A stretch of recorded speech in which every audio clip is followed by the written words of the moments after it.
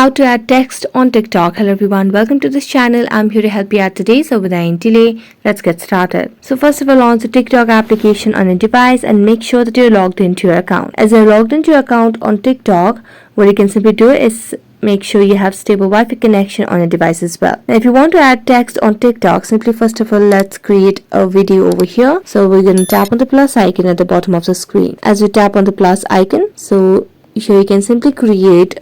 Over here you can click pictures, or you can just click any videos, or you have just text version. So let's wait until it loads the page for us. So make sure you have stable connection over here. So here I'm going to simply click a picture over here, and as I click a picture, if you want to add a text, you can see the different editing features at the right side of the screen. Tap on this AA icon over here and you'll be able to enter text or add certain kind of text. So I'm going to simply add on text over here, and you can simply select whichever font you would want, then tap on done, and there you go. So that's it. Thank you so much for watching this video. See you next time.